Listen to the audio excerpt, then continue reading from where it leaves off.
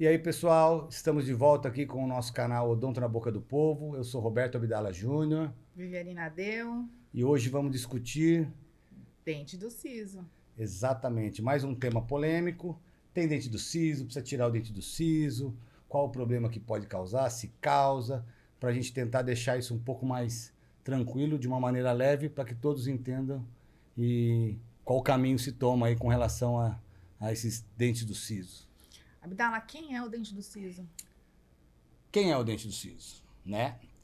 O dente do siso, teoricamente, é o terceiro molar, né? O dente que vem atrás do segundo molar, que muitas vezes nasce, não consegue nascer, fica impactado, fica incluso, né? E isso acaba sendo um pouco polêmico com relação a isso. Mas por que isso vem acontecendo? Por que você acha que... Bom, o que vem acontecendo é que as pessoas, né, na teoria da evolução humana, a gente tinha lá, o homem das cavernas, um crânio muito maior do que é hoje, porque a alimentação era diferenciada, Para era comer caça. McDonald's, 2 incisivos já funciona, não precisa mais do que Exatamente. isso. Naquela época, alimento cru, a carne crua, não tinha ainda, né? Todo esse desenvolvimento. Acontece que a gente já começou a industrializar os alimentos e tudo mais, e a mandíbula, né, ela tá diminuindo de tamanho porque a gente não tem mais aquela força mastigatória para determinado tipo de alimento. Então, a tendência até é que nos próximos anos a gente não tenha nem espaço para caber o segundo molar. Então, o terceiro molar ele já tem a dificuldade de nascer, porque não temos espaço, não estamos desenvolvendo direito essa mandíbula. Mas isso é a evolução humana. Né? E a tendência é piorar. A tendência é não ter espaço nem para o segundo molar. Na verdade é pela falta de desuso, vamos colocar assim, acaba sendo que não tem a necessidade. Então já tem bastantes pacientes que já não tem mais o terceiro molar. Já... Tem gente que não tem o dente do siso, o germe do dente do siso, e tem gente que tem e não cabe na boca de jeito nenhum, fica lá de um jeito dentro do osso, não nasce ou fica metade para fora, metade para dentro. E tem gente que realmente tem espaço, depende da genética, depende de uma série de tamanho, de estrutura, de porte, né? Tá. E, Abdala, com que idade começa a nascer o dente do siso, o terceiro molar? Em outras regiões do Brasil, a gente também tem que lembrar que a gente fala de outro nome, né? Na verdade, falando de idade, muitos conhecem o dente do siso como o dente do juízo. Dente do juízo. Né? Exatamente. Então, é uma maneira, porque ele é um dente que é o último que vai, teoricamente, vai erupcionar, vai nascer e nasce com a idade adulta, aí, com 18 anos, dependendo Você sabe que de cada um. eu adoro tirar o juízo das pessoas, sabe? Então, a ideia... Interessante isso aí. Isso é um assunto bem polêmico com relação se tem que tirar, não tem que tirar. Tem profissionais que colocam como regra, né? Tem dente do siso, tem que tirar. E eu vejo de uma maneira um pouquinho mais leve. Eu sou sempre do menos é mais, assim, né? Eu acho que tem que ver a indicação realmente para cada caso. Então, para quem não sabe, o Dr. Roberto Abdala é ortodontista, né? E ele coloca aparelho na boca das pessoas e muitas vezes ele precisa tirar o dente, pedir para tirar o dente do siso para que seja possível colocar o aparelho. Para que seja possível fazer uma movimentação sentido aquele dente do siso, por exemplo, né? Eu sou cirurgiã bucomaxilofacial e o que ele não indica lá na hora, depois eu pego lá no final, depois que tirou o aparelho e tudo mais, para avaliar se vai precisar mesmo tirar ou não. A minha pergunta para você, como cirurgiã, para um ortodontista, é se o dente do siso, aquele dente que começa a nascer lá com 18 anos, ele tem a capacidade de entortar todos os outros dentes? Porque todos os pacientes chegam no consultório e falam assim, olha, então, começou a nascer meu dente do siso, quando você não pede para tirar no início do tratamento, quando você coloca o aparelho ortodôntico, chega falando, olha, começou a nascer, tirei o aparelho e agora entortou tudo. Isso é verdade, não é verdade? O que acontece? Na verdade, existem algumas linhas de pensamento em cima disso, né? Existem estudos já falando que o dente do siso não tem força para deixar aquela boca que parece uma armadilha de urso. Às vezes o paciente vem com a boca totalmente, né, desalinhada e culpa o dente do siso, né? Não pode ser eleito como o único fator para que tenha aquela Mas e se maloclusão. ele já usou o aparelho, você deixou o dente assim, parecendo um piano, bonito para tirar a selfie. E aí, quando começou a nascer o dente dos 18 aos 21 anos, e aí começou a nascer aquele dente, e começou a entortar tudo. Por quê? Esse é polêmico também. Por exemplo, toda vez que se faz um tratamento ortodôntico, independente da técnica que se usa, deixa o sorrisão bacana, se usa uma contenção pós-tratamento, né? Na minha vez, tem que usar contenção porque para dar estabilidade nisso. Existem modelos de contenção, que não é o caso. Não usou a contenção, vai desandar isso, não tem jeito. Existem linhas que falam, se foi uma resolução da maneira correta, não precisa se usar contenção. Precisa usar, tá? Então, vamos lá. Então, você está me dizendo que você coloca o aparelho ortodôntico no paciente, coloca o dente dele numa posição alinhada e nivelada. Quando a gente tira esse aparelho, quando finalizou o tratamento, e o paciente ainda não tem o dente do siso erupcionado, não começou a nascer esse dente. O dente, ele tem uma memória. E aí pode ocorrer de tirar o aparelho, a gente não usar uma contenção de maneira correta. Acontecer alguma movimentação. E o dente, mas isso é independente do dente do siso. volta para a posição com antiga. o siso ou não, fez um tratamento ortodôntico, tem que usar contenção. Ponto. E o siso não faz nem cócegas nesses dentes. Se você tiver com contenção, não tem. E não vai sem ser. contenção ele pode ou não? Então, mas ó, se sem a contenção ele já vai movimentar, com o siso, entendeu? Vai movimentar. Mas a gente não pode culpar o siso totalmente sobre isso, entendeu? Entendi. Pensando só na parte ortodôntica, né? Um dente impactado, tem outras coisas que a gente pode debater aí da parte cirúrgica, de outros comprometimentos. Mas se o paciente, se a movimentação ortodôntica, para onde vai ser levado esse dente, se não atrapalhar essa região do dente do siso, não tem essa necessidade para movimentação. Entendi. E o que acontece? Muitas histórias, né, de pacientes que têm espaço para colocar, para ter o dente do siso, para nascer o dente do siso, e de repente ele cariou, né? Porque a gente sabe da dificuldade de chegar a escova lá no fundo, né, da boca, tanto em cima quanto embaixo, e a probabilidade desses dentes do siso cariarem, né, sofrerem uma lesão cariosa é muito grande. E algumas pessoas falam assim, nossa, tem que tratar o canal do dente do siso. E aí, isso aí existe ou não existe? Por que trata, por que não trata? Na verdade, assim, o dente do siso, no meu ponto de vista como ortodontista, se ele teve espaço, se erupcionou, tem uma raiz adequada, aí é o endodontista que vai resolver se trata ou não trata. Mas ele continua numa posição desprivilegiada, porque é muito lá atrás. Para conseguir uma higiene legal é mais difícil. Então, tudo isso tem que ser levado em consideração. Mas eu acho que é muito polêmico falar, não trato dentro do siso ou trato dentro do siso, entendeu? O que eu discuto com os endodontistas, lá no consultório tem endodontista, não existe uma anatomia, parece, né? Que não tem uma anatomia como os outros dentes. Tá? Primeiro molar tem 3 raízes. Então, assim, o dente do siso, ele pode ter 5 raízes, ele pode ter surpresa, 2 raízes, e é uma caixinha de surpresa. Então, o endodontista, ele tem receio de tratar esse dente e não completar o tratamento por não descobrir, não tem uma anatomia, não tem nenhuma sugestão de quantas raízes, mesmo com raio-x, a gente tem dificuldade de enxergar. Então, seria isso. Então, ninguém consegue... Garantir um tratamento já é muito difícil, porque quem garante as coisas aqui é só Papai do Céu, né? Mas a gente tenta ajudar o paciente. Agora, tratar um canal de um dente do siso, é muita responsabilidade você garantir um tratamento, porque é complicado, grande lance, né? Assim, ó, se o paciente teve dificuldade para fazer uma higienização adequada num dente que é muito lá atrás, você vai fazer o tratamento de canal, mas será que ele vai estar reeducado o suficiente para conseguir manter isso de uma maneira bacana? Tudo isso tem que ser levado em consideração. O que eu acho que a mensagem com relação a isso precisa avaliar cada caso para ver realmente a necessidade disso e não ter tudo isso. Porque o dentista, os colegas, né, a gente gosta de receita de bolo, o negócio meio que pronto. Então, tem dentro do siso, tem que remover. Né? Então, será que tem que remover?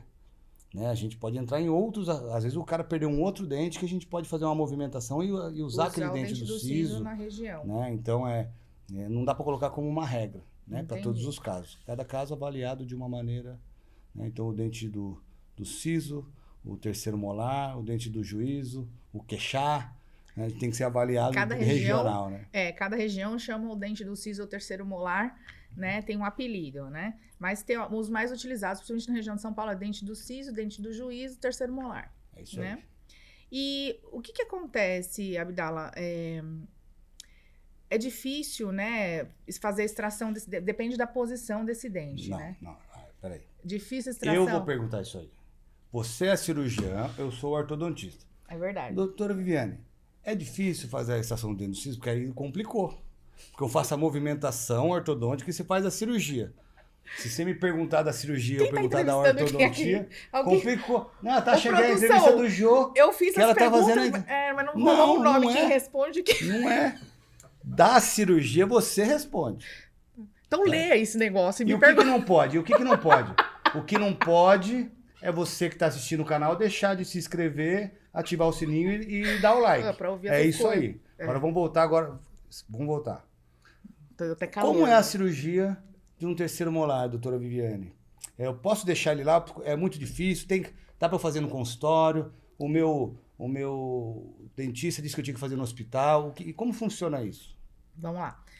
O dente do siso depende da posição pra gente julgar se tá mais... O acesso vai ser maior, o tempo de cirurgia vai ser maior ou não. O que ocorre é que se a gente tirar os 4 dentes de uma vez, independente de estar fácil ou de estar difícil, o paciente sofre menos. Por quê? Isso com um profissional especializado que tem a técnica correta para tirar o dente. Porque a gente faz uma medicação para esse paciente pré-operatória. Então, por exemplo, no meu consultório eu entro com uma injeção de corticoide, entro com antibiótico profilaxia, eu entro com algumas medicações antes, e inclusive o paciente já vai com analgesia, né, já com um remedinho comprado. Eu organizo tudo isso e tiro os 4 dentes. Eu até tenho um trabalho que eu fiz de tese, de mestrado, não sei se você lembra disso, Né? que a gente avaliou o quanto que ocorre uma catastrofização emocional do paciente de tirar um dente por vez, 2 dentes de cada lado por vez, ou os 4 dentes de uma vez. E a gente entendeu, né, através desse trabalho, a gente conseguiu provar que quando eu tiro 2 dentes apenas do mesmo lado do paciente, independente se está fácil ou difícil, né? E depois eu reagendo esse paciente para fazer o outro lado, os 2 dentes, por mais que seja mais fácil o outro lado, ele sente mais dor, ele fica mais ansioso, porque ele sabe como é que foi aquele pós-operatório. Mas, por exemplo, se você tirou de um lado, eu tenho um outro lado para eu poder mastigar, para eu me alimentar direitinho, assim.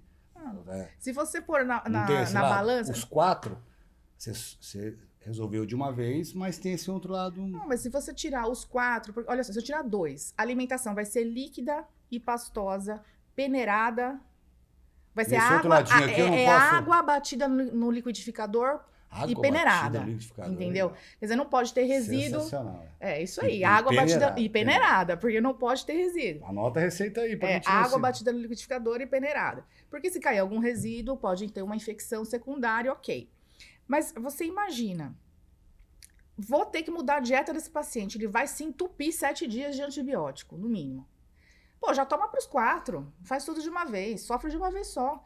A dieta vai ser líquida sempre, não vai poder mastigar de um lado do outro. Então, em 10 dias, o seu pós-operatório já vai estar ok, tira os pontinhos e tá tudo certo, né? Então, eu acredito que sofre menos. E o trabalho que eu fiz lá na época do mestrado, ele demonstrou que se eu tirar 2 dentes ou um dente só, quando eu chamo o paciente novamente para fazer o outro procedimento, ocorre mais medo, ele já tá com aquela sensação... Passa o mês pensando, pô, tal dia eu vou ter que tirar lá. Aí a anestesia não pegou, ele fica com muito mais medo do que na primeira, que ele não sabe como é que é. Então, na minha opinião, se for optar em tirar todos de uma vez só. Isso é independente se é em hospital ou consultório. Como eu fui lá no dentista e aí para fazer o siso, ele falou que eu preciso tirar o meu no hospital. Quando que você acha isso? Quando que tira no hospital e quando tira no consultório? Isso. Então, o dente, primeiro que o convênio médico, ele até aprova a extração de dentes no hospital, através do convênio médico. Até a prova ficou meio, tipo, numa prova, assim, é meio polêmico. É polêmico. Tá. Porque a gente tem que justificar o motivo pelo qual a gente está levando esse paciente para um ambiente hospitalar. Então, desde um dente muito mal posicionado, que eu sei que não tem condições, por áreas de risco de sangramento, por atingir regiões que pode causar muito mais dor nesse paciente, eu não consigo controlar esse paciente, Ou o paciente ele tem algum problema de saúde. Vou dar um exemplo de hemofilia. Então, eu preciso fazer a extração de dente desse paciente lá no hospital, mesmo que o dente esteja fácil, porque ele tem uma condição de saúde que me leva a fazer a extração no hospital. Mesmo num caso desse de hemofilia, o convênio dá essas rateadas? Sim, porque ele não tem a obrigação de cobrir o procedimento, mas ele pode cobrir a internação, a anestesia, né? Os honorários, normalmente, o paciente paga particular, porque não existe no rol da Agência Nacional de Saúde, né, a extração de dente como um procedimento médico, né? Então, assim, quando que eu levo o paciente para o hospital? Quando o próprio paciente tem uma doença grave ou teve um AVC recente, uma parada cardíaca, ou ele tem alguma alteração, algum problema cardíaco, ou ele tem alguma, por exemplo, faz hemodiálise e tem uso de heparina e eu preciso controlar o sangramento desse paciente. Então, situações de saúde... Não sei nem o que é heparina. Sei o que é parema. Não tem nada a ver, né? Não. Parema é pro fígado. É para não coagular o sangue depois daquele tratamento, né? É igual o AS, né? Que a gente para afinar o sangue. Então, o que ocorre? Quando a gente usa essas medicações, inclusive quem faz uso contínuo, quem já teve trombose e faz uso contínuo dessas medicações que afinam o sangue, tem maior risco de ter sangramento. Se eu faço no consultório, a cirurgia pode até ser bem sucedida. O problema é o sangramento, que pode ocorrer nas primeiras horas. Então, a gente prefere fazer esses procedimentos no hospital, que tem todo um suporte médico junto, medicações que a gente consegue controlar o sangramento, e infecções também, né? Quando o dente está muito infeccionado, precisa fazer uma drenagem de abscesso. Então, a gente tem que avaliar, né, a situação do paciente, a posição do dente, a localização, se está associado a tumor. Porque, olha só, a gente falou, tira todos os dentes do siso ou não tira? Na sua vez, até os 18 anos, o paciente ele pode até ter um dente escondido lá dentro do osso, certo? E você falou para não tirar. Na minha vez, esse dente chega com um tumor, porque o dente ele não sabe lá se tem espaço ou não tem espaço. O que ele faz? Ele quer nascer. Ele entra em processo, vamos pôr assim, um processo inflamatório que faz com que ele queira nascer. Ele não sabe a posição que ele está. Não, isso eu concordo. Ele não pensa logo existe. Então, ou ele machuca um dente vizinho, ou ele cria um cisto. Então, quando eu falo isso, na minha vez, é sempre polêmico, dente do siso com cisto. Assim, não é que eu não falo para não tirar o dente. É que assim, dependendo da movimentação que você vai fazer, naquele momento, da posição que está, não tem aquela necessidade. Mas qualquer dente impactado deveria se fazer um acompanhamento em cima disso. É isso então, que eu digo. Né? Não é que não dei depois... eu acho que precisa individualizar cada caso. O que às vezes me incomoda do buco é que tem dentro do siso, o cara já manda tirar. Às vezes o cara tem 15 anos, ele já tem a indicação lá dos 4 sisos. Né? E não é que não é para tirar, mas eu acho que cada caso é um caso. E fica virou meio que receita de bolo, entendeu? Tem que tirar. Então, quando a gente vê que aquele dente do siso não vai nascer, não tem espaço de jeito nenhum, eu prefiro tirar. Por quê? Vou contar uma história. Um senhor de 85 anos de idade usava chapa, prótese total em cima, prótese total embaixo. E ele apareceu para mim lá no hospital. A gente tem um dia que faz ambulatório, que faz os atendimento clínico. E ele chegou e falou, doutora, eu achei estranho, eu vim aqui porque eu tô sentindo uma dor aqui na mandíbula. E aconteceu depois que eu espirrei. Eu espirrei, ouvi um barulho de estalo aqui muito grande e tá mexendo, tá estranho. Quando eu olhei e fui fazer o exame físico, ele realmente tinha uma fratura aqui nessa região da mandíbula. Só que o cara não tinha dente mais em cima nem embaixo. Espirrando? Espirrou. Essa foi legal, hein? Espirrou, fraturou a mandíbula. Quando eu fui fazer o raio-x, porque a gente sempre pede, a primeira opção, fazer um raio-x panorâmico, né? Que o primeiro exame pra gente decidir o que tá acontecendo com o dente é o raio-x panorâmico. Se complica, a gente pede uma tomografia. Enfim, pedi um raio-x, o que aconteceu? Uma fratura de mandíbula, mas tinha um dente de atravessado. Tá bom. E um cisto enorme. Ou seja, com 85 anos, ele tinha o dente do siso, de um dos lados só, que ninguém viu, ninguém tirou. Colocaram uma dentadura em cima. Aquele dente, ele, por vários processos que a gente tem, ele quer erupcionar, só que como ele não sabe a posição, ele vai. E vai empurrando. Então, mas o espirrando foi foda. Ele espirrou e fraturou a mandíbula. Ele tomou uma porrada no bar e falou pra você que foi espirrando. Não tinha hematoma, não tinha nada. Realmente ele espirrou. E legal pra caralho. Não, é legal, espirrou e fraturou. Então, o que acontece? Na sua vez, você pega um paciente muito jovem. E, às vezes, a raiz do dente do siso não tá formada. Então, Várias vezes. Então, na sua vez. Então, mas aí Na pode minha esperar já mais tá um tudo pouco. danado. Eu não falei pro cara que com 85 seria um dente só esse guardado lá. Não foi isso. Você vê como que a gente vê as coisas de uma maneira, mas não é isso. Por que tem que ser só o 8 ou 80? Não pode ter um meio disso, entendeu? Outra situação, paciente, você falou, não tira o dente do siso, o dente tá lá escondido. Não tira o dente do siso naquele momento. Ah, tá Completa a frase aí para depois não ter... Não, o pessoal não volta nem no médico para ver se tá tudo bem, vai voltar no dentista para ver se o dente tá bom? Ah, Abdala, não, não mas o legal é isso aí, cara. Se todo mundo são pontos de vista diferentes, eu acho que isso que é o bacana. Então, e continuo não concordando, entendeu? Continuo não concordando. Gente, e acho que tem indicação para tudo. Vai dar 2 horas aqui, eu não vou conseguir convencer o cara que tem que tirar o dente do siso. Mas não tem que conversar. É assim, pô, é a minha opinião e a tua opinião. E assim, se a gente vai ter um monte de gente concordando com você, um monte de gente discordando. E o bacana do mundo é isso aí, cara. Por que tem que ser a sua opinião aí, que é só isso é o certo? Então vai chegar um moleque de 13 lá que aparece lá no fundo, só o vultozinho do terceiro molar, e já vai botar o cara na faca? Não. Eu não acho que é a hora disso, entendeu? Entendi. A gente pode esperar um pouquinho, destruir outras partes eu tô falando do 8 e 80. A gente pode fazer um meio disso. E resolver isso, entendeu? A gente espera detonar mais, não, e essa nascer história um do tumorzinho também, ali pra tirar. O cara tomou uma porrada da mulher, ficou com vergonha. Tem um prato pra jogar na cabeça dele aqui? Foi isso que aconteceu. O negócio é o seguinte, ok. Então, a gente vai espirrar. Que gripe essa aí. Mas é verdade. Aí é H1N1. Eu queria que o Dr. Milton Bertacchini estivesse vivo pra contar pra você. Não tô dizendo que o cara não falou. Mas ele ficou com vergonha de falar, a mulher me tacou o sapato. Aí ele falou isso aí, entendeu? O cara não tinha como. Eu tô tentando achar até hoje, eu tenho certeza que eu tenho a foto do raio-x. Como é que o cara vai chegar e falar, eu vou trazer aqui um dia, calma que eu acho. Esse problema. Não, ele teve que inventar uma historinha. Não, cara, realmente doutor, eu espirrei um barulho, aí eu fui tirar o raio-x. Eu até acreditei. Ou ele espirrou, a mulher tava dormindo, ela meteu a porrada e aí quebrou. Pode ser por causa do espirro também, mas foi num outro contexto aí. Entendi. Isso não me convenceu não, mas tudo bem. Sabe outra curiosidade, assim, que o pessoal chega no consultório e fala assim, olha, depois que eu tirei o dente do siso, né, primeiro que eu fui tirar o dente do siso e tirou num monte de pedaço. E aí eu vou dizer pra você, assim, graças a Deus que tirou num monte de pedaço, que isso é uma técnica cirúrgica que a gente usa pra tirar em vários pedaços o dente, pra não machucar as outras estruturas. Porque a raiz sempre, às vezes, vem naquelas formas de anzol, tem um monte de jeito terrível.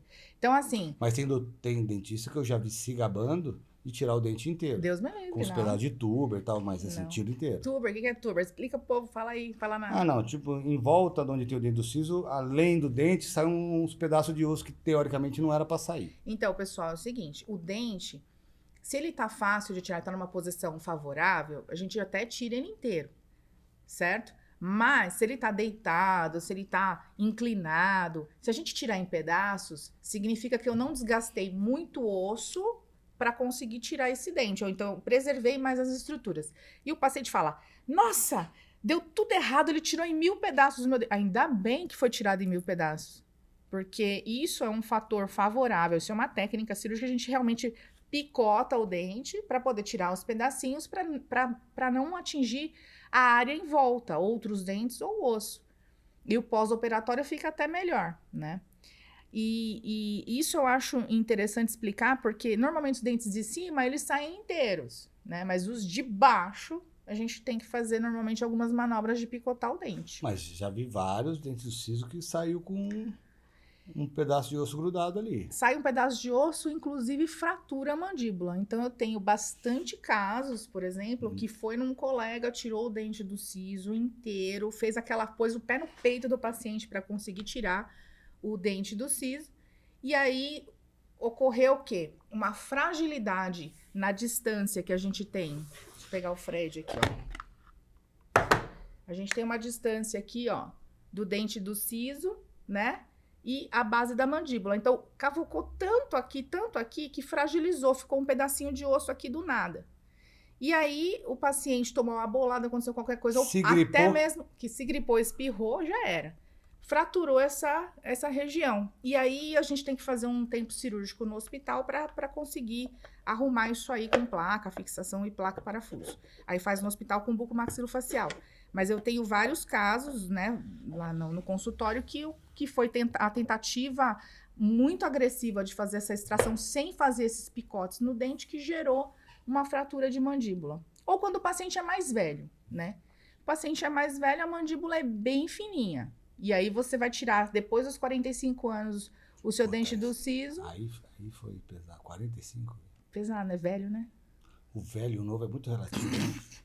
Quem que é velho, quem que é novo? Quem é 20 anos mais acima de você. É, né? A criança de 5, Não o cara fala, de eu tô em 25 é depressão velho por pra conta cacete. É assim que você vai tendo a visão do negócio. Uhum. Então, resumindo, essas são as situações que a gente tem. Ou é fratura de mandíbula, ou tem que levar para o hospital para tirar o dente. Assim, pra tirar o dente, se eu fui lá e você falou, pô, tem que ser no hospital. Eu posso fazer um convênio para isso? Ou se eu não tenho convênio? Como funciona isso? Ou como já é polêmico com relação à aceitação do convênio, dependendo do convênio. A gente tem duas maneiras de fazer o procedimento no hospital. Ou ele é de maneira particular, o paciente paga a internação, a hospitalização, a medicação, a anestesia, o dia de uso do hospital e os honorários do profissional. Então, ele tem essa opção.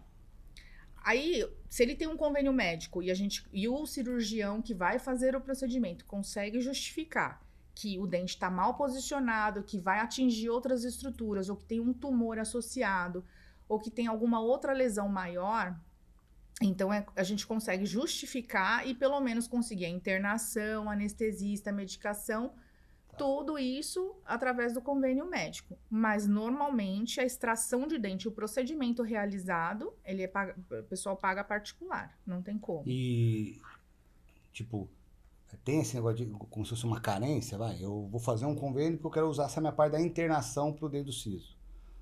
Isso é polêmico, cara. Isso é assunto para outro. Não tá aqui no script. Você já tá saindo totalmente. Mas eu explico. Mas tem que estar aqui? Não, não tem que estar. Porque Desculpa a gente sabe, aí, né? Porque a gente aqui perguntar o que eu é palha de aço, sabe fazer quase tudo. Mas então. Então, não tem. Assim, se o cara foi lá e o cara falou, precisava fazer, mas tem que ser no hospital. Eu falo, puta, mas também não tem uma grana no particular, que é bonito o que você falou, mas o mundo real não é esse.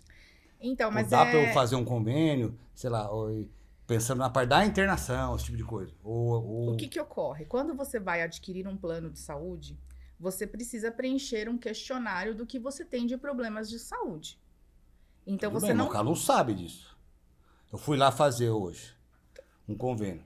Não vou falar, tem um tumor na mandíbula, assim, não é que não sabe. Eu acho que pode saber, pode não saber. Então, o que ocorre? Eu acho que a gente não pode agir de má fé. Então, o que acontece? Se você não tem um plano médico... Não, mas eu tenho o siso para tirar, só para o cara entender. Aí, pela posição, não tenho tumor nenhum, mas você acha que seria mais indicado o hospital. Não adianta fazer o convênio, porque isso não conseguiria... Ou a probabilidade é muito pequena, né? Não é má fé Ele isso. pode fazer o convênio e quando ele vai adquirir o convênio, ele tem que declarar que ele tem um Dentro problema. do siso. Mas assim, mas não é real isso, Vi. Assim, eu fui lá, tava meio dolorido ali atrás. Eu não sei que é um problema. Não, se a pessoa não Aí eu vou sabe, assim, tudo lá, eu bem. tenho dentro do siso, tudo bem, mas eu não tô falando de nada... naquele momento, você não sabe que tem um problema. Não, se você não sabe, você não tem carência. Se você não sabe do problema, você não tem carência. Mas se o dentro do você... siso tá ali, que desde sempre. Não, mas o paciente ele não sabe se isso vai ser um negócio para se resolver no hospital ou um negócio para resolver no consultório. Ele não sabe. Então, se você não sabe, você está declarando, porque você precisa de um profissional declarando isso para você. Olha, você tem um problema e você precisa ser operado. Então, se você sabe desse problema, você tem que declarar o problema. Entendi. Isso é não agir de má fé. Entendi. Agora, o que a gente sabe é que tem muita gente agindo de má fé. Ah, vamos fazer no hospital. Então, vai lá, sabe que tem um problema e não declara. Entendi, já sabe.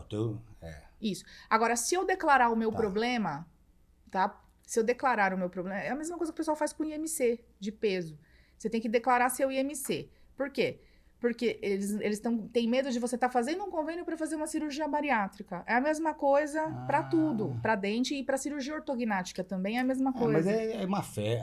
Quanto a má fé também não tem defesa. Eu tô pensando em coisa normal, do mundo real. Então, você assim, pode sabe? fazer um convênio. O cara pode também declarar que tem 30 quilos.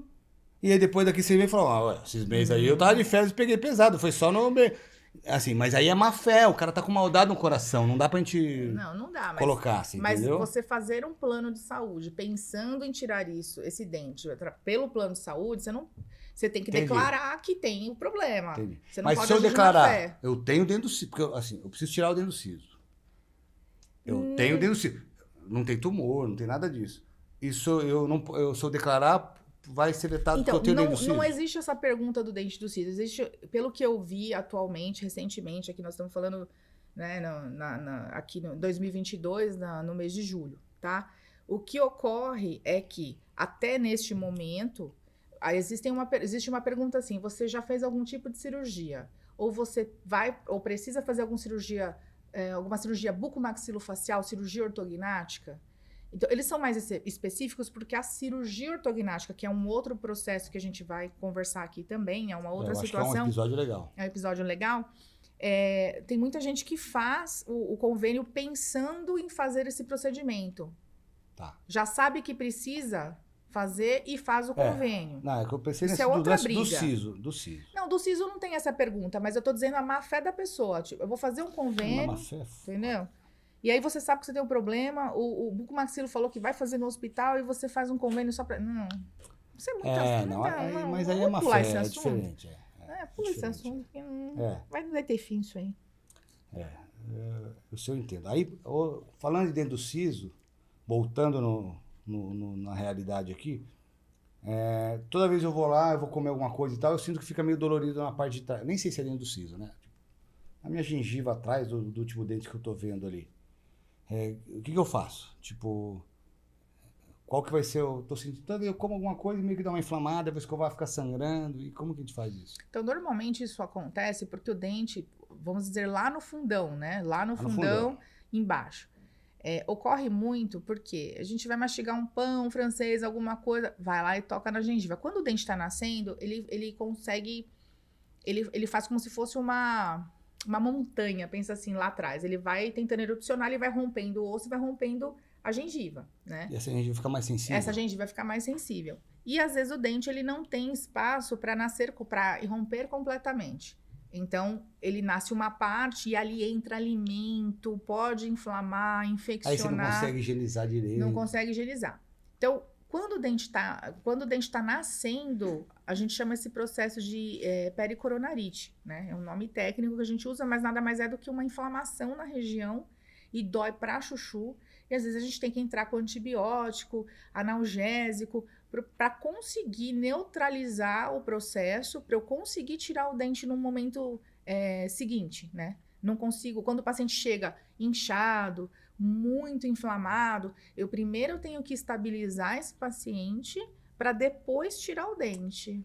Pô, você falou um negócio que eu pensei, eu tenho uma paciente que ela tinha um terceiro molar, um dente do siso que tinha erupcionado uma parte e outra não. E ela procurou um profissional que não sei se foi a indicação direta dele ou ela que não queria extrair, mas ele não indicou a extração, ele indicou, tipo, tirar um pedacinho da gengiva ali para expor melhor essa coroa. Existe um procedimento que a gente chama de ulotomia, que é a remoção da gengiva para ajudar esse dente a vir. Quando que eu faço isso? Quando o dente está numa posição favorável, que eu sei que ele vai ficar na boca do paciente, tá? Então, quando eu sei que ele vai ficar, eu até ajudo. Isso não acontece só no dente do siso, né, terceiro molar. Isso acontece quando o paciente tem a gengiva muito grossa, né? E a gente sabe que o dente não vai ter força para romper isso tudo. Então, a gente vai dar uma força lá, muitas vezes pode tirar um pouquinho do osso e um pouquinho da gengiva para esse dente vir, chama ulectomia, e ulotomia só a região da gengiva que a gente tira porque o dente já cortou o osso, né? Então, a gente pode fazer... Isso é uma solução que se resolve. Se resolve se o dente está numa posição boa. Não corre o risco dessa gengivinha crescer de novo? Ou se acontece. Então não resolveu. Pode crescer novamente. Resolveu mais ou menos, né? E se o paciente tem algumas medicações, principalmente medicações para controlar a convulsão, né? Que faz mudar a gengiva, o perfil gengival do paciente. A gengiva vai ficar muito mais grossa. Então, para esses pacientes, a gente tem que fazer esse procedimento várias vezes. E não só na região do dente do siso, em outras regiões, é geral. Parece que o dente tá curtinho, aí vai lá e faz Isso, aí geral. você vai lá e corta tudo, de tempo em tempo. Porque a gengiva cresce que nem mato, né? Isso é o lado bom. Se tem osso, tem gengiva. Não, se tem quando gengiva, você não quer, cresce. se você quer, ela não cresce. Só não cresce quando tem osso ou doença, né? Mas normalmente a gengiva, ela se recupera em 3 dias, a gente já vê uma recuperação ali, né? Bem interessante. Então, não deixa de ser um procedimento, mas eu acho que isso é mais a opção do paciente, né? Você fala, poxa, eu não quero de jeito nenhum tirar esse dente. E aí, como um acordo com o cirurgião para isso. Porque, pô, você vai fazer, vai anestesiar, vai mexer, vai tirar um pedacinho lá. E pode ser que a semana que vem fique igual, pô. Se fosse em mim, preferia remover já. Remover o dente. Remover o dente de uma vez. Aí não vai ter esse viés. Não vai ter esse viés. Ou você faz como é que chama? Uma extrusão ortodôntica. Tem como você fazer uma extrusão, não tem? Então, aí não faz parte do... Não faz parte do assunto aqui da... Tem, mas não é o caso do dente do siso. Exato. A gente vai deixar para o próximo capítulo. Mas tem. Que também não deixa de ser polêmico pra caraca. Sabe um outro assunto polêmico que os pacientes vêm me perguntar? Como a gente tem a dupla formação, né, de bucomaxilofacial e dor e disfunção de ATM. Aí a maioria dos pacientes chegam para mim e fala: nossa, doutora, eu tô com uma dor aqui na articulação. E aí, mas o que aconteceu, né? Eu fui lá naquele dentista e foi muito difícil tirar o dente do siso. Eu falei, nossa, o que aconteceu, né? Forçou muito para tirar. Nossa, foram 4 horas de cirurgia e depois disso eu comecei a ter dor na articulação.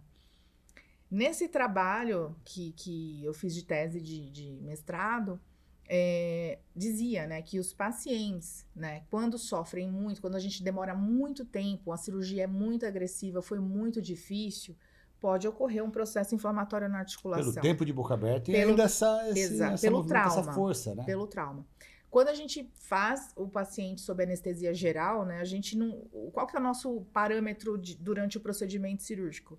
É o ai. O paciente falou ai, você para, você pega leve, você muda, você complementa a anestesia. Quando o paciente está dormindo, a gente abre a boca do paciente e não sabe se ele está abrindo no limite máximo, se está doendo ou se não... Não, mas depois o paciente sente aquela canseira na região, entendeu? Então, é importante dizer que tirar o dente do siso gera a disfunção temporomandibular? Depende de como foi a sua cirurgia. Se foi uma cirurgia tranquila, rápida, de 40 minutos, 1 hora no máximo, eu vou dizer para você, se você não tem uma predisposição para ter a dor na articulação, tem predisposição ia ter agora, algum quem outro motivo, tem a predisposição, já tem algum problema articular, vai agravar o problema da articulação do paciente. Mas a gente não pode provar que foi a extração do siso, aquele trauma que gerou a disfunção temporomandibular, entendeu? Porque a disfunção temporomandibular, a gente já falou até em outro episódio, ela é multifatorial. Então, isso pode ter sido até um fator que apertou o botão do start, mas não pode dizer que 100% foi a extração do dente que gerou todo aquele desarranjo da articulação, aquele problema na articulação. Perfeito. Abdala, e quando você pede para fazer a extração do dente do siso, você já teve algum paciente que chegou se queixando de alguma coisa depois dessa cirurgia de extração? Eu já tive pacientes que reclamam, por exemplo, de falta de sensibilidade na região, mas isso, agora eu devolvendo, dentro da mesma pergunta, isso já poderia ser previsto pelo profissional? Como que poderia, para que ele não tenha esse desconforto, o que a gente pode dizer sobre isso? Isso é importante, essa pergunta. O que pode acontecer, né, de ruim quando a gente faz a extração do dente do siso? Eu acho que todo procedimento que a gente faz no paciente, a gente precisa informar, explicar tudo que pode acontecer de pior, né? E a gente tem um parâmetro, né? Principalmente os dentes da mandíbula, que são aqui embaixo, a gente pede um raio-x panorâmico inicialmente, para a gente ver a posição do dente. Né? Então, sempre tem que ter um raio-x. Pelo amor de Deus, tem que ter um raio-x. Eu estou pensando, me colocando no lugar do cara que chegou lá, que tem um terceiro molar, por exemplo, que apareceu uma pontinha, e o profissional falou, não, senta aí que a gente vai remover. Não, se aparecer uma pontinha, é prudente que seja feita. Diz, né, desde quando eu estudei lá, que faz uma panorâmica, que você não sabe o que está acontecendo. Pensei numa informação mais recente, pô. Não... Gente, ele voltou, né? Tudo bem. Aí, o que ocorre? A gente pede um raio-x panorâmico para esse paciente. Muitas vezes a gente tem... Nossa, tem que usar o Fred de novo aqui. E por que tem que tirar o coco dele? Porque cai, né? A gente tem um nervo que passa aqui, ó. Bem aqui, e ele sai aqui nesse buraquinho aqui da frente. Né? Então, a gente tem um nervinho que passa aqui. A gente tem que ver a distância dessa raiz em relação a esse nervo que passa aqui. E o primeiro exame que ajuda, né, é a panorâmica. Isso. E a gente, dependendo da proximidade, né, esse nervo ele é muito sensível, mas veja bem, esse nervo, ele dá só a sensibilidade, ele não está relacionado ao movimento do músculo. Então, assim, se a gente lesar esse nervo na hora que tira o dente, pela proximidade, então pode ocorrer uma lesão, ou de compressão, né? Alguma coisa pode ocorrer que a gente lesa isso aí, ou só de ficar exposto no ar, né? Se a gente chegar muito perto e deixar ele exposto, já é o suficiente para a condução elétrica ficar comprometida. Então, o que ocorre? A gente pode ter dormência, né? Tem um nervo também ficar muito perto da região que a gente faz a incisão, que dorme metade da língua. E isso pode ser temporário ou isso pode ser definitivo, né? Pode ocorrer das duas maneiras, né? Um exame sempre vai nos auxiliar a planejar essa extração. Então, se eu vou picotar mais o dente, dependendo de onde eu vou fazer esse picote do dente... Porque eu tenho o dente que tem a raiz abraçando esse nervo. Então, isso é um problema. Eu tenho que cortar o dente no meio, tirar a raiz assim e a outra raiz assim. Teoricamente, já daria para ter essa visão. A panorâmica não é eu vou fazer o dedo do siso que eu preciso fazer. Eu já sei que eu vou ter isso ou não? Isso é na hora que a gente vai acabar descobrindo, meio surpresa. Eu faço primeiro o raio-x panorâmico, tá. O raio-x panorâmico ele dá uma imagem chapada, né, em duas dimensões. A gente não consegue saber se a raiz está na frente ou atrás desse nervo. Tá. Então, muitas vezes eu solicito uma tomografia, e aí a gente vai entrar numa outra situação que eu até dei aula lá para você esses dias na sua mentoria.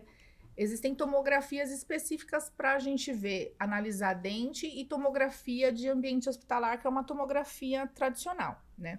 Então, normalmente, para a gente avaliar posicionamento de dente, pequenas estruturas, a gente precisa de uma tomografia de alta resolução. Então, a gente sempre pede uma tomografia cone-beam, né, de feixe cônico, para melhorar, né, o nosso diagnóstico e o nosso planejamento. Uma tomografia tradicional, ela não me traz que o convênio médico autoriza e tudo mais, ela não me traz tanta qualidade para eu poder avaliar nessas estruturas quanto uma tomografia odontológica, que a gente fala odontológica, mas de feixe cônico, que é feita em locais, centros de radiologia, que faz raio-x panorâmico bucal, e faz outros tipos de exames, né, análises da face para ortodontia, por exemplo. Né, documentação, tomografia, é diferente. Mas eu utilizo muito essa tomografia de feixe cônico, que ela vai me dar uma alta resolução, porque ela tem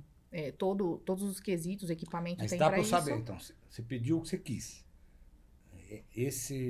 Essa dormência, essa falta de sensibilidade já vai ficar meio que pré-estabelecido ou é uma coisa que, mesmo sem você ter observado, pode acontecer? Se o dente está muito próximo desse nervo, eu vou falar para o paciente, tem uma chance de você ter uma parestesia, uma falta de sensibilidade temporária ou definitiva. Assina aqui para mim. Então, termo de consentimento em relação às informações sobre o procedimento cirúrgico. E eu sempre faço isso com uma testemunha, né? Que eu estou informando o paciente que pode acontecer.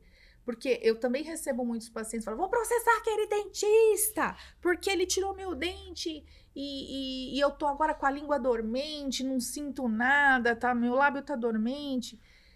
Não dá em nada isso, porque é inerente ao processo. Faltou comunicação. Acho que faltou essa comunicação. Entre o profissional e o paciente. Aí, por exemplo,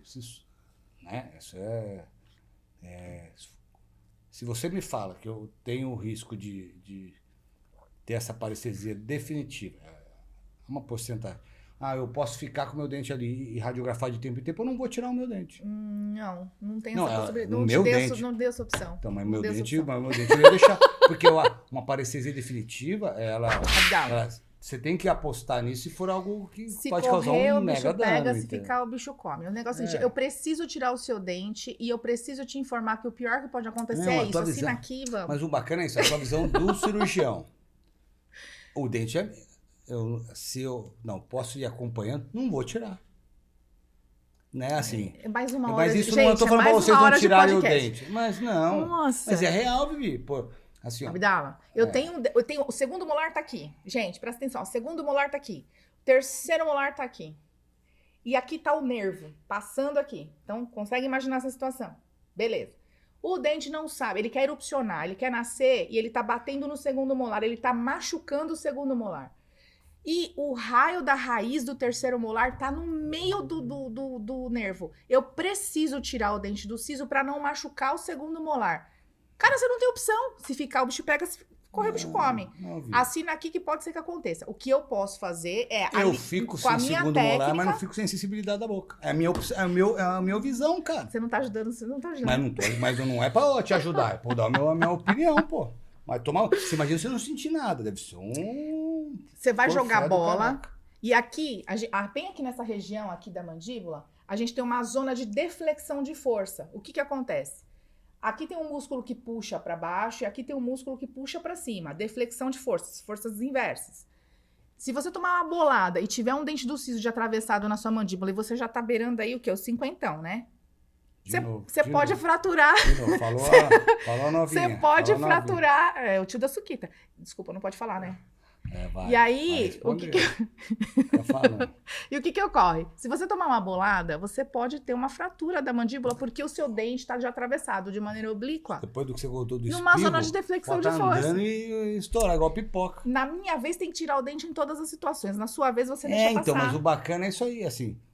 Então, Não a sei gente qual tem que é a que chamar sensação de Ô, alguém ter produção, parestesia. eu não sei se deu certo, tem que chamar outro especialista. Pode ser, alguém que fale amém pra você. Concorde, Olha! né? Mas o negócio... Você imagina você não ter sensação de nada. Deve ser muito ruim, cara. Deve ser. Então eu acho assim... Se eu tenho uma coisa que vai me causar um baita dano e eu tenho que correr esse risco, beleza. Mas no meu eu não faria, entendeu? Existem procedimentos que a gente pode fazer se ocorrer uma situação dessa. A gente pode fazer eletroestimulação, né? E tem fisioterapeutas especializados nisso pra gente, se não houve o rompimento do nervo. Então, isso na hora da cirurgia a gente consegue saber, né? Se rompeu o nervo ou se só lesou o nervo por compressão. E se só lesou, né? Normalmente isso demora 6 a 8 meses para voltar. E a gente pode entrar até com medicação, né? Que são os complexos vitamínicos, para ajudar a voltar essa sensibilidade. E também tem as fisioterapias, a eletroestimulação, que a gente faz a prescrição, convênio médico cobre, né? Para que seja feito um estímulo na região e volta mais rápido, né? Então, nós temos algumas opções. Mas é óbvio que ninguém força ninguém a fazer nada e que realmente a última decisão é a do paciente. Só que quando o paciente decide em não tirar o dente, que seria o seu caso, né? Que eu acho que você tem um dente... Eu tenho sua panorâmica aqui. Vou mostrar pra todos. Você tem um dente. Você quer falar disso? Podemos conversar sem problema. Eu tirei 1. E 2 eu não vou tirar. Eu falei, tem que tirar os 4. E Olha o eu não medo. vou tirar. Não, Tá um aqui eu a não prova, tenho. o Um eu não resultado tenho. da minha Um eu não tese. tenho. Eu já sou mais evoluído. Não eu sei não aonde. tenho. Não. Aí eu tirei. E os outros 2 vão ficar aqui. Exatamente. Vai ficar aqui. Não vou tirar. Entendeu? Então. Viu, gente? Eu não tem que tirar estou tudo dizendo que eu estou certo. Nada disso. O meu vai ficar quietinho aqui. Desculpa. Pois é, mas quando você quer deixar o dente e o dente pode comprometer outras estruturas... Mas eu estou me responsabilizando. Entendeu? Ok, e eu tenho a responsabilidade, tenho que ter a responsabilidade de falar o que pode acontecer se você não tirar. Tem que tirar, gente. E o aí, meu não sou exemplo para nada. Não estou dizendo que isso é o exemplo. Aí o que eu faço? O paciente tem que assinar que ele não concorda em remover o dente, que ele está assumindo o que pode acontecer se ele mantiver o dente na boca. Que, sem problemas, a gente não pode forçar o paciente a fazer nada. Eu acho que tem que tirar. Né? Mas, assim, porque a maioria, eu acho que a porcentagem de que tem algum tipo de... É mínima, né? Assim, de parestesia definitiva, por exemplo. Se a gente fosse colocar... Não é uma porcentagem muito pequena ou não? Da quantidade de siso que você tira que tem a parestesia definitiva. É Esse que é o pequena. que me assusta, É o pequena. definitivo. Pode acontecer, mas é pequena. É, então. É pequena. Mas é aquilo que eu falei, depende do planejamento. Por isso que a minha Bota, orientação procure um cirurgião bucomaxilofacial, porque ele é treinado, essa especialidade, ela tem o treinamento necessário e adequado para fazer a extração desse dente sem maiores complicações, né? Às vezes a gente acha o clínico, não desmerecendo, mas tem muito clínico muito bom que pode tirar esses dentes, mas pode acontecer algum problema e isso vai gerar problema duplo, tanto para o paciente quanto para o profissional que não é especializado e fez o procedimento. Então, eu acho interessante você procurar um especialista, porque Isso. tem maior bagagem, maior experiência para fazer essas extrações, né? Eu acho que isso que é o lance, assim, não, independe, o cirurgião te passou confiança, é o que você tem que fazer. E a porcentagem nesse tipo de parestesia, brincadeiras à parte, é muito pequena, né? É pequena, é pequena. E outras intercorrências podem acontecer. Então, por exemplo, um sangramento, na hora da cirurgia não sangrou, mas depois que fez a sutura, os pontinhos, começou um sangramento, né?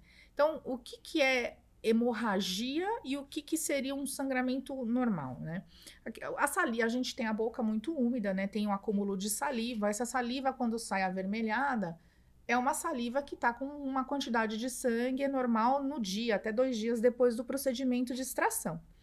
O que seria hemorragia? Forma aquelas pelotas, parece fígado, né? Então aquilo começa a sair, você não consegue conter. Normalmente, né, pode acontecer, principalmente pacientes que tomam algum tipo de medicação, né, para afinar o sangue, ou que tem algum problema já de saúde associado, né? E a gente normalmente, ou a gente, na hora da cirurgia, pode esses acontecer de medicamentos que lesar você- alguma estrutura, alguma artériazinha, alguma Como coisa. você faz essa medicação pré-cirurgia, teoricamente, isso vai ajudar a não ter esse tipo de... Ou não tem nada a ver? Não tem nada a ver. Essa medicação pré-cirurgia é mais para o paciente não ficar muito inchado e começar uma analgesia. E muitas vezes, vou dar um exemplo, se o paciente tem algum problema cardíaco, a gente, quando mexe em qualquer dente dentro da boca, a gente gera uma bacteremia transitória, né? A bactéria sai daquela região e cai na corrente sanguínea. E se o paciente, por exemplo, tem um problema na válvula mitral, né? Então a gente acaba tendo que fazer uma profilaxia antibiótica nesses pacientes para que não ocorra o quê? A parada dessa bactéria ali na válvula e a gente começa a ter outros problemas como endocardite bacteriana. Então, assim, tirar dente mata? Pode matar se você não planejar e se o profissional não fizer uma avaliação de saúde, do estado, a condição desse paciente para poder fazer o procedimento. Ô, Vivi, então eu fui lá, fiz meu dedo do siso ontem. Ok. E aí começou a sair umas pelotas de sangue. Quanto tempo eu espero antes de correr com isso? Imediatamente que saiu Saiu uma bolona de sangue. pelotas e você não consegue conter, pega uma toalha, morde ali naquela região e manda o WhatsApp lá pro profissional e pode direcionar, pode ir direto num pronto-socorro, tá? Porque nós temos medicações endovenosa para tomar, nós temos, a gente chama de medicamentos que a gente coloca no lugar da região para conter o sangramento, e nós temos medicações via oral para tomar também. Então, o ideal seria tentar localizar o seu dentista e ir num pronto-socorro, seja o SUS, seja um hospital privado, mas sempre procurar um atendimento. E no hospital é sempre melhor, porque a gente acaba fazendo outros exames para ver, por exemplo, chama agregação plaquetária, né? É um exame que a gente vê se não está tendo algum problema de coagulação no paciente. Então, se sai um pouquinho de levinho ali, tranquilo. Saiu umas pelotas, corre. Sujar o travesseiro é normal, saliva com sangue é normal, gosto de sangue é normal. O que não pode, aquele monte de sangue que forma aquelas... Parece fígado mesmo, fígado de galinha, sabe? É bem ruim mesmo. Fica grosso. E aí, nessa situação, morde alguma coisa, né? Coloca um gelinho... E normalmente ocorre nas primeiras 24 horas, né? Tardio, assim, só se houver algum acidente ou fratura. Por exemplo, eu fui lá, fiz o meu siso, independente de quantos for, voltei todo zerado, na minha cabeça, né? Tive algumas orientações lá do água dentista. Água batida, peneirada. Aí eu, tô zerado. Eu falo, não sinto nada. Vou fazer minhas coisas. O que é minhas coisas? Tipo, vou correr, vou na academia. Isso pode eu estou me sentindo bem. Isso pode causar algum problema? Qual que é a tua visão disso? Porque eu não estou sentindo... O problema é que eu não estou me sentindo mal. Para mim tá normal. Entendi. A gente pede para o paciente segurar 2 dias, pelo menos, de repouso. Mesmo se me sentindo bem. Mesmo se sentindo bem. Por quê? Olha como é importante isso aí. É importante. Por quê? A gente provocou lesão na região, né? E o osso sangra, tudo sangra ali. Se você aumentar o teu batimento cardíaco, o seu ritmo, pode ocorrer um sangramento sim, tá? Em decorrência de pegar peso, de fazer academia. Então, a gente pede pelo menos 2 dias, né? São 7 dias de pós-operatório, de 7 a 10 dias. Mas os 2 primeiros dias são importantes para a gente ter esse controle. E também é importante, né, com relação ao inchaço, né? Que você pode não estar sentindo nada, mas você fica bem inchado. Então, com 72 horas é realmente o pico do inchaço. Então, não assusta, porque no dia você pode até não estar tão inchado, mas você pode ter um inchaço e hematoma também, né? Nessa região do pescoço, né? Ou até mesmo se a gente tirar dente de cima, nessa região dos olhos, tá? A gente pode ter hematoma. E até 72 horas isso piora e depois a gente tem uma melhora, né, do inchaço. Então, também é muito normal ter um pouco de sangramento, ter esse inchaço, tomar esses cuidados no pós-operatório de não fazer exercício, pegar esforço ou tomar alguma pancada, né? Muita gente, filho de colo, né, fala, eu falo, evita um pouquinho, porque... Sabe que eu tenho um colega cirurgião lá, que agora a gente tá, a evolução não é... A gente tem a ideia da evolução porque a gente vê o celular, mas a evolução tá em tudo, na minha área, na tua. E às vezes o cirurgião se preocupa em fazer uma baita medicação para o cara ter um bom conforto pós-operatório, e ele, como é mais da velha guarda, assim, não vou falar que ele é velho, que eu tenho uma opinião diferente já do velho, mas ele acha que essa quantidade de medicação que a gente faz pro conforto acaba atrapalhando nesse sentido, porque o cara sai achando que tá zerado, que pode sair fazendo polichinelo, mudar o guarda-roupa de lugar, e quando não tinha tanta medicação, não estou concordando, estou replicando, o cara sai mais ferradinho, aí tem que deitar, porque ele tá mais judiado. A medicação, acho que o cara tá novo, aí o cara vai na academia e acaba complicando nesse sentido. Olha que pensamento maluco. Não, mas não pode, não tem por que judiar do paciente, tem que Não realmente é judiar, é assim, você dá o conforto, mas ele acha que ele tá tão confortável que ele pode tudo, aí acaba tendo um revés em cima disso. Na verdade, eu sei que todo dentista, né, a gente tem que chamar uma psicanalista aqui, né, mas todo dentista tem aquele negócio de tortura, né? Não tem, não. Tanto que o que eu faço, eu não faço nada. Não, cirurgião então é serial killer, né? Então, a gente tem que tomar cuidado, mas... Não, gosta do negócio. Os caras postam no Instagram, lindão, sangue, né? achando bonito. Jogos mundiais. Quanto mais abrir, mais bonito. Tipo... visão do Quem cara. se diverte, né? O cara que possa. Só ele que gosta daquilo. Né? Entendi. Sei lá, né? O meu é tudo sequinho, bonitinho, tá? Só tomo café da gastrite, mas converso com o cara 40 minutos. Bom. É isso aí. E sabe outra coisa que você não perguntou, mas eu vou perguntar e vou responder também? Cara, mas você não precisa falar isso. Os caras já assistiram 1 hora e pouco. Já sabe que é assim. Você só podia mandar assim. Muito boa pergunta, Viviane. Manda essa. Manda essa. Viviane, que pergunta boa. Parabéns. Mas eu vou responder pra você mesmo. Aí ficaria melhor. Eu vejo a hora de chamar um convidado, porque isso aqui tá... Essa. Você perguntar e responder. Ok. Vou perguntar pra mim. A questão é, e processo infeccioso? Acontece depois, né? Pode acontecer. Pode ir respondendo já, que é pra você. Sabe que o erro foi meu, desculpa aí, não tá no seu... Tem problema, já responde. Se você quiser que eu falo, boa pergunta, Viviane. Ok. Pode acontecer infecção. Então, por mais que a gente entre com medicação no pré-operatório, e 7 dias... Agora atacou, ferrou. Agora é 10 minutos para parar. Por mais que a gente tenha a medicação antes e 7 dias depois, o paciente ele pode ter uma infecção em decorrência do procedimento. Por acúmulo de placa bacteriana, porque é difícil higienizar, ou porque caiu um grãozinho de arroz, porque a gente, se você se recordar, a gente já falou umas 3 vezes que a água batida é peneirada, e você não tomou água batida peneirada, você acabou comendo aquele arroz e feijão, e aí, ou aquela carne moída, né, e entra lá um pedacinho, infecciona. Então, mais um ponto para fazer os 4 de uma vez. Porque quando você faz 2, você acha que você pode fazer isso do outro lado. E a chance da infecção pode aumentar, pela maneira que você contou. Não entendi, repete. Ó, que eu você tô fez um lerda, lado não é só. possível. Aí eu acho que eu posso, esse lado aqui tá zerado. Eu posso comer um arroz e feijão, por exemplo. Não, mas aí sempre cai do outro Tá? lado. Então. Então Mas tem que arrebentar quando tudo você faz de uma os vez. 4, não tem um lado para poder estar pensando, entendeu?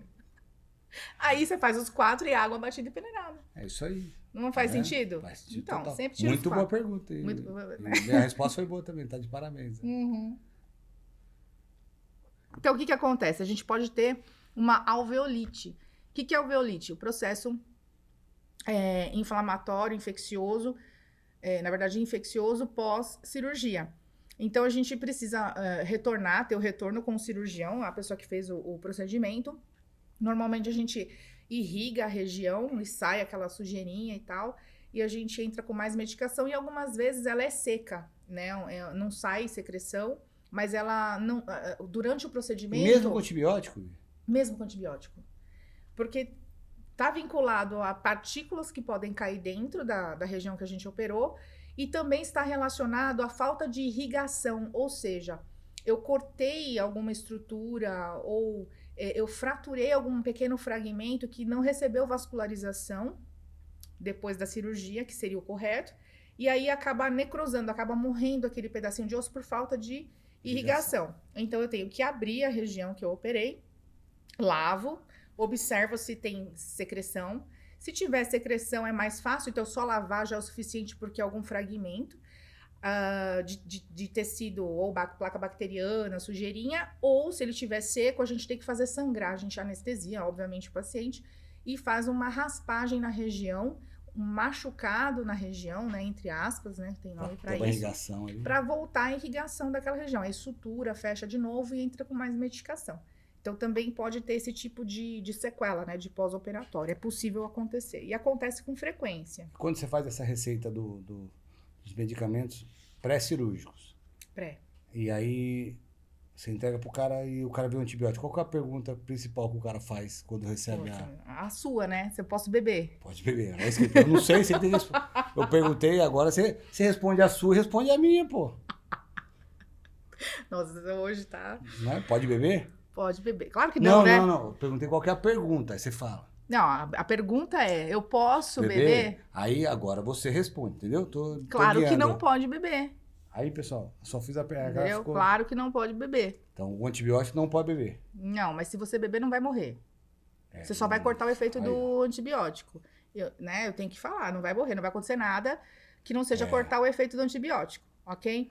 Então, eu não vou mas não é pra beber, entendeu? É melhor não beber, E a gente tem que respeitar pelo menos os dias que o cirurgião prescreveu, né? É importante, normalmente são 7 dias de antibiótico. Então, mas isso tá meio polêmico esse negócio dos 7 dias também. Tá. Existe uma linha que às vezes são tá exagero. Então também não deixa de ser uma polêmica. E às vezes eu já vi paciente ir na farmácia para comprar por 3 dias, um farmacêutico que não tem nada a ver com o negócio, querer meter uma pilha e falar, não, mas é 7 dias. Você roubou minha fala, é isso aí. Roubei? Não tinha combinado essa fala? Não tinha combinado, mas aconteceu exatamente isso, porque o farmacêutico fala aí, ó, sem noção, o dentista não sabe nem prescrever antibiótico. Eu bati na mesa, não podia, né? Então... Tá vendo? Não fui eu. Então, 7 dias, não, são 7, antibióticos são 7 dias. Mas porque é igual a receita de bolo que a galera gosta. Pois é. Aí a gente faz uns cursos aí, muito alternativo, muito doido, mas que a gente sabe que tem, usar só 3 dias de antibiótico é possível? É possível. Mas o farmacêutico vai falar, e aí pior que o paciente chega e fala, ih, doutor, acho que a senhora não O sabe cara prescrever, mora no bairro, a senhora errou. A senhora errou, porque são 7 dias, o cara é do bairro, entendeu? ele é amigo do farmacêutico a vida toda. Entendeu? Então, tipo, o farmacêutico que é o que sabe. Na cabeça do cara. Então, se o teu dentista fizer uma prescrição de menos dias de antibiótico, não é um baita problema, né? Abra seu coração. Pois é, mas é muito difícil. Aí para dor também é um problema. A gente muda algumas dosagens de medicação para agir num campo e aí acaba tendo esse tipo de problema mesmo. Então, para não ter problema, para não ter essa preguiça, né, que dá uma preguiça de ter que explicar essas coisas, a gente acaba fazendo 7 dias. O padrão. Mas o ideal, né, agora tem... Eu acho que quando um começa um efeito dominó atrás, né? Vai todo mundo junto. eu acho que vale a pena a gente rever os profissionais. Eu sei que esse programa aqui, esse canal, não é voltado tanto para os profissionais, é para quem quiser, né? Mas é mais para tirar a dúvida dos pacientes. Mas o ideal seria respeitar os 7 dias. Existem sim as diferenças, né? O pessoal que prescreve por menos tempo não está errado também, porque a gente já tem estudos científicos. Acontece que isso não chegou nos farmacêuticos, que gostam de falar mal da gente. Mas tudo bem. Pula. Cara, é um assunto que vai continuar polêmico, né? O que não é polêmico aqui? Né? Mas a ideia é essa, a gente espera que tenha tirado algumas dúvidas, né? É isso aí. E semana que vem a gente volta com um novo episódio, uma nova polêmica, um outro assunto e vamos embora. É isso né? aí. Até mais, pessoal. Até mais.